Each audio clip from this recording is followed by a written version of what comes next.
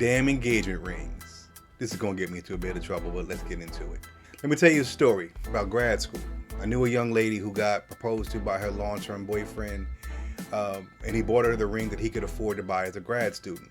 Unfortunately, that ring wasn't good enough or big enough for her, so she went out and got daddy to buy her a better ring. That's the state of affairs when it comes to engagement and the problems that men are facing as we propose to women that we love. I'm Dr. A. David Smith, and welcome to the Words of A. David Smith, as we explore the topic of engagement rings and how the world is brainwashed. And if you enjoy the video and want to see more of my content, please be sure to like, subscribe, and follow me on YouTube, Instagram, TikTok, and Facebook at Words of A. David Smith. Thanks.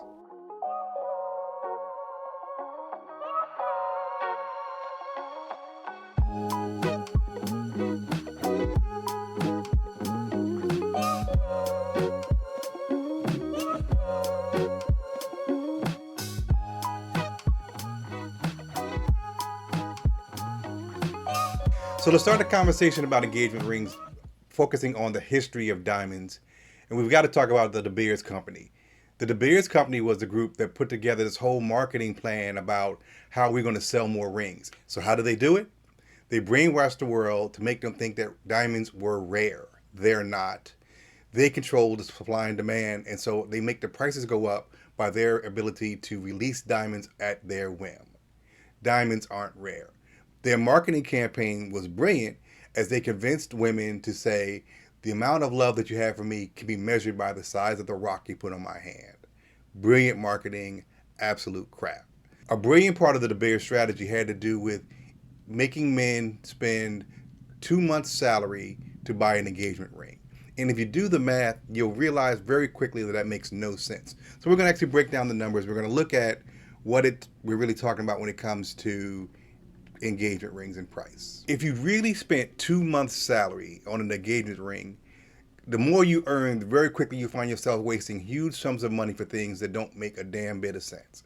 Let's start, for example, if an individual earns $30,000 a year, he would pay $5,000 of his gross salary for an engagement ring. A dude who makes $50,000 would spend $8,000. A dude who makes $75,000 would spend $12,500. A dude who makes $100K spends almost 17 grand for a ring. 200K, you're dropping 33 grand on a ring. And a millionaire, $1 million a year, you're spending $167,000 on a damn piece of coal. That is ridiculous. There are so many other things that you'd be doing with that money that it makes no sense. So the traditional way of looking at it really is ridiculous. So let me show you how I think it should be. I'll offer you a counter proposal for how men should be thinking about spending their hard-earned coins to buy a ring for the woman that they love. So under my proposal, I'd like to suggest either spending no more than 1 gross paycheck for a ring, or no more than 2 net paychecks after taxes for a ring. So using the same examples as above, if you earn $30,000 a year, you would spend between $1,100 and $1,600 for your engagement ring. More reasonable.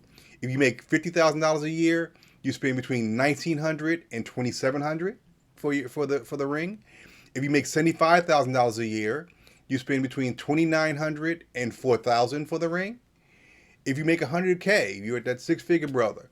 If you make $100K, you spend between $3,800 and $5,400.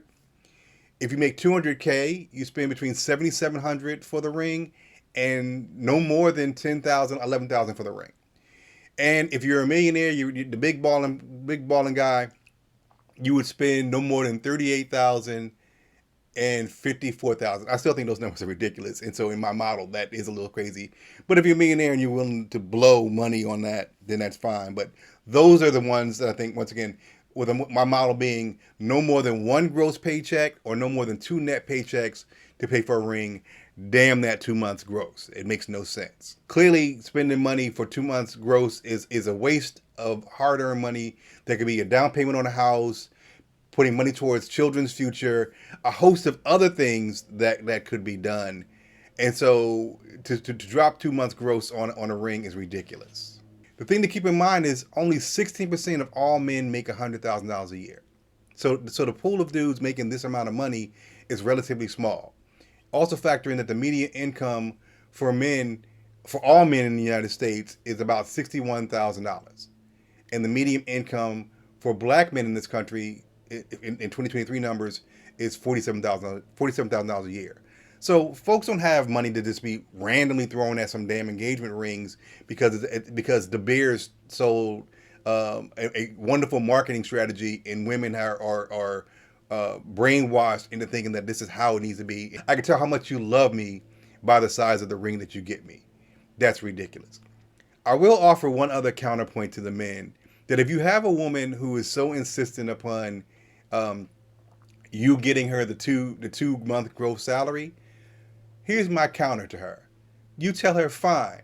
And so we want to go to the old traditional 1938 definition of what an engagement ring looks like. Then we also need to go to the old 1938 traditional your family pays for the wedding.